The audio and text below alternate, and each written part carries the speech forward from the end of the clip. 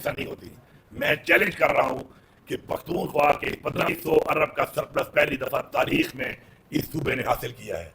इस वक्त जब मुझे सुबह मिला था, इस सूबे के अंदर सिर्फ और सिर्फ 18 दिनों की तनख्वाह थी। आज माशाल्लाह 3 महीनों की एडवांस तनख्वाह पड़ी हुई है। 150 अरब का endowment fund, debt endowment fund, कर्जा उतारने का हमने एक अकाउंट खोला हुआ है इमरान खान के विजन के मुताबिक, और उसमें हमारा 150 अरब पड़ा है। इससे हमें 6 करोड़ रुपए रोजाना की आमदन आ रही है, टैक्स और नॉन टैक्स रेवेन्यू में, बगैर टैक्स बढ़ाए। पिछले बजट में 50 और 55% की इंक्रीज हुई है। 72 अरब रुपए की सिर्फ और सिर्फ वो लाइबिलिटी पिछली गवर्नमेंट ने छोड़ी थी, वो पूरी की पूरी दी गई है। हेल्थ कार्ड बंद हो गया था, आते ही उसको शुरू करके 35 अरब रुपया उसमें दिया है। चैलेंज करता हूं सोशल वेलफेयर में, पंजाब एक बहुत बड़ा सूबा है, बहुत बड़ा बजट है। मैं चैलेंज करता हूं कि सोशल वेलफेयर में पंजाब से ज्यादा हमने काम किया है और ट्रांसपेरेंट तरीके से किया है। लोगों को आटे के धक्के नहीं लगवाए। 2 दफा 10-10 अरब रुपए के 10,000 रुपए लोगों को ट्रांसपेरेंट तरीके से दिए हैं।